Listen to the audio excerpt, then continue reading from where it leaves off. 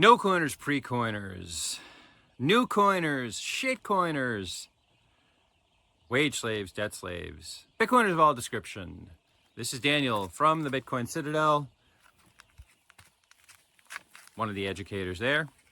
And today I want to talk about how Bitcoin gives everybody access to the tools that only the richest, the smartest, and the luckiest of people had or have now in the fiat system. In order to get ahead, in order to make money in the fiat system, we have all the best and brightest in finance right now. It's been like that for years, all the quants and the smartest people who should be doing other things, who should be, making beautiful art or designing systems for Wi-Fi that instead of tearing down your health, enhance it, right? Who instead of, trading on Wall Street are going to make a kind of light bulb that instead of, tearing down your health, these blue LED lights we have now would enhance your health, right? Nobody's doing all that stuff. Everyone who's smart is in finance, and they learn how to trade. We have these quants. The smarter you are, the more rarefied the air of finance is that you're in, and theoretically, the more money you're going to make for your clients, who are the richest people in the world. And that's the way the current financial system is designed, to tell you the truth.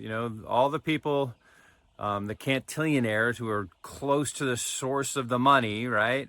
They want to have the smartest people around them to extract more, not value, but extract more and more money from the system and from the people.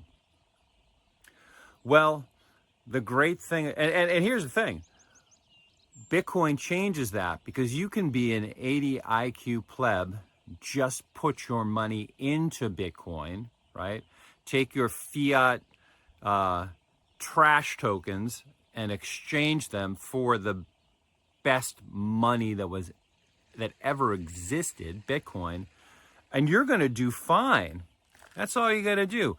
At that point, all you have to worry about is securing that Bitcoin. And that's a lot easier than, trading options and understanding all these, arcane financial instruments that you need in order to get ahead and stay ahead in the current system. So Bitcoin fixes that, right?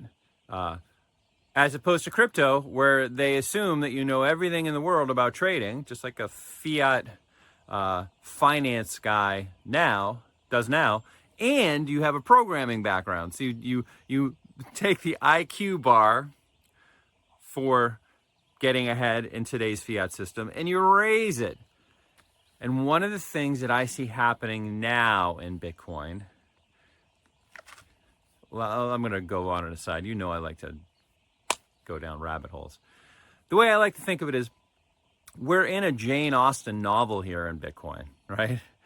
It's like Pride and Prejudice in a way, because Bitcoin is going to provide the people who hold Bitcoin with the same kind of place in society that those people in the Jane Austen novels have in England around that time, in the early 19th century.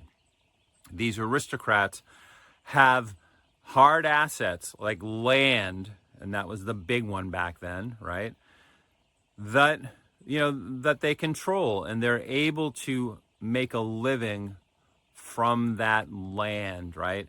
And all of the manners and the customs and the things that you need to understand to be part of that society really, it all comes down to,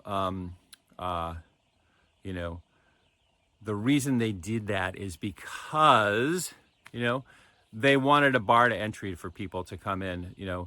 If you have this land, right, and you want to be part of this class, you had to have a certain ethos. You had to know the code socially to fit in. And Bitcoin's developing that code now too, just like in a Jane Austen novel. I think the code for Bitcoin, however, is going to be more of a minimalist code, at least where we are now, right? You don't want to look like an ostentatious rich person. I think eventually we'll get to the place that they were, at the time of Pride and Prejudice, where Jane, the Jane Austen heroine of Pride and Prejudice, could go into this beautiful palatial estate and tour the building just because she was a member of that class, right? Because she knew all of the signals to present. She dressed properly. She understood the ethos. She had the name, right? Her family must have had, they had their own estate, right? So they were in that class. And Bitcoiners who hold Bitcoin, you don't have to hold 10,000 Bitcoin like Max Kaiser to be in that class.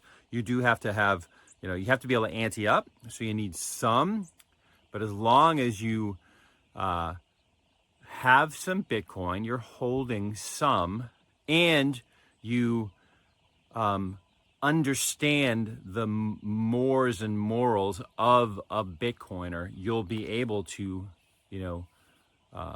to live, to participate in that culture.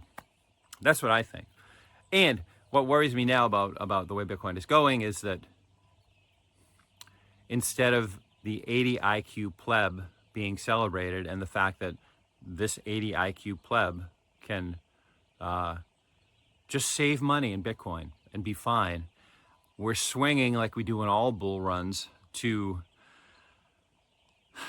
the pleb in the middle there, right? In the middle of the bell curve, not the pleb.